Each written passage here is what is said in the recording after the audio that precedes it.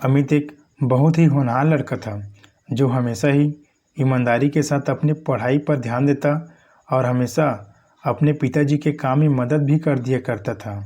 वैसे तो वह सिर्फ 12वीं कक्षा का छात्र था, लेकिन फिर भी उसमें गजब का आत्मविश्वास था। वह अकेले ही अपने पिताजी का काम संभाल लेता और साथ में पढ़ाई पर भी ध्यान देता था। अमित की माँ का देहांत 2 साल पहले ही हो चुका था और उसकी एक छोटी बहन थी जो स्कूल जाती थी, लेकिन कभी कभी इसे भी स्कूल से छुट्टी लेनी पड़ती थी क्योंकि अमित के पिताजी सही समय पर स्कूल का फीस जमा नहीं कर पाते थे। छोटी बहन को पढ़ाई का शौक़ नहीं था, लेकिन फिर भी अपने भाई के कहने पर वह पढ़ाई करने लगती थी। एक दिन छोटी बहन के पड़ोस में रहने वाली उसकी सहेली ने उसे बर्थडे में आने के लिए कहा और साथ में ही उसे रेड कलर की ड्रेस पहनने को कहा क्योंकि उसकी बर्थडे पार्टी की थीम रेड कलर थी। अमित की बहन इतनी समझदार नहीं थी। वह बार बार अपने भाई से जिद करने लगी, भैया मुझे नए ड्रेस खरीद कर देना, कल मुझे अमृता के बर्थडे में जाना है, वहाँ रेड कलर पहनना होगा। ऐसे में अगर मैं नहीं पहनूंगी तो लोग मेरी हंसी उड़ाएंगे और मुझसे कोई दोस्ती भी नहीं करेगा। अमित, अरे ड्रेस से क्या लेना देना है तुझे, तू बस उस पार्टी में जाकर मज़े करके आना। बाहर रोते हुए, नहीं भैया मुझे तो वही ड्रेस चाहिए, नहीं तो मैं बर्थडे पार्टी में नहीं जाऊंगी। अमित अपनी बहन से बहुत ज़्यादा प्यार करता था और इसी वजह से अपनी बहन के लिए नई ड्रेस ला के दे दी जो लगभग 1500 रुपये की थी, जिसके लिए उसने अपने दोस्त से उधार भी ले लिया। वैसे तो बहुत ही स्वाभिमानी था, लेकिन अपनी बहन के आगे वह कुछ भी नहीं कर पा रहा था। अमित की पिताजी, तू अपनी बहन को बिगाड़ते जा रहा है, दिन ब दिन उसकी ख्वाहिशें बढ़ती जा रही है। देख बेटा, उसके अंदर भी ये समझदारी होनी चाहिए कि वह हमारी मजबूरी समझ सके। हम इतने पैसे वाले नहीं हैं। यह सब बातें दूर से ही अमित की बहन सुन रही थी और उसे यह सुनकर अच्छा नहीं लगा कि उसके पिताजी ने उसे कुछ भी देने से मना किया है और उसे समझदार होने की बात कही है। उसके हिसाब से तो वही सबसे समझदार लड़की थी। उसने अपने पिताजी और भाई की मजबूरी को सुनते हुए भी नज़रअंदाज कर दिया क्योंकि उसे तो अपनी मनमर्जी का हर सामान मिल जाता था जो वह चाहती थी। अमित दिन भर काम करता और रात में पढ़ाई किया करता था। वह अपनी पढ़ाई को छोड़ना नहीं चाहता था। यूँ ही एक दिन वह पढ़ाई कर रहा होता है, अचानक उसके दोस्त राजीव का फ़ोन आता है जो उससे कल होने वाली पार्टी में चलने के लिए कहता है। राजीव, अरे चल न यार, वैसे भी तो रोज़ रोज़ काम करता है, कभी हम दोस्तों के लिए भी समय निकाल लिया कर। अमित, हाँ हाँ क्यों नहीं, मैं भी तुम लोगों के साथ चलना चाहता हूँ, लेकिन क्या करूँ, मजबूरी है। मेरे पास तो पहनने के लिए अच्छे कपड़े भी नहीं हैं और न ही मैं अपने पिता को ऐसे कोई ख्वाहिश करना चाहता हूँ ताकि मेरे पिताजी परेशान न हों। राजीव के बहुत कहने पर भी अमित तैयार नहीं होता है और वह हमेशा पढ़ाई पर ही ध्यान लगाना चाहता है।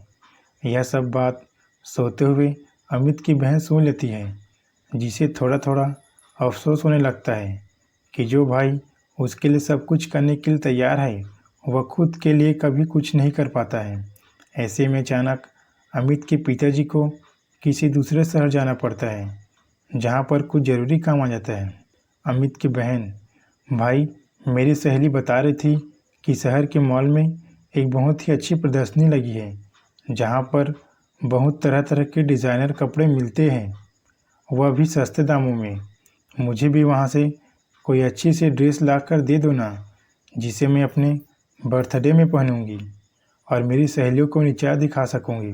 अमित बोला, तुम यह सब गलत सोच रही हो, हमें किसी को कभी नीचे नहीं दिखाना चाहिए बल्कि अपने कर्मों पर भरोसा रखना चाहिए। बहन बोली, भैया आप ही मुझे दिला सकते हो, नहीं तो पिताजी तो हमें लेना ही न दे, दिन भर अपनी मजबूरी बताते रहते हैं और कभी मेरा ध्यान ही नहीं रखते। अमित उस समय चुप हो जाता है क्योंकि उसे अपने पिता की मजबूरी अच्छे से मालूम था, लेकिन छोटी बहन इन सब बातों से अनजान थी। तभी अमित को ख्याल आता है कि उस प्रदर्शनी में जाने के लिए महंगे पास की ज़रूरत पड़ती है जो उसके पास नहीं है।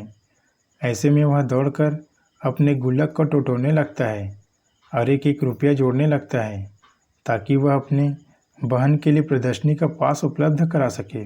यह सब देखकर अमित की बहन का कलेजा फट जाता है और उसे जोर से रोना आ जाता है।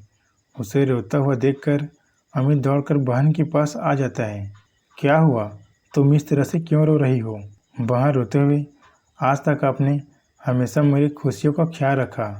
वह हर चीज़ मुझे दिलाई जो मैं मांगती रही, लेकिन कभी भी मैंने आपसे यह नहीं पूछा कि आखिर आप इन पैसों का इंतज़ाम कहाँ से करते हैं।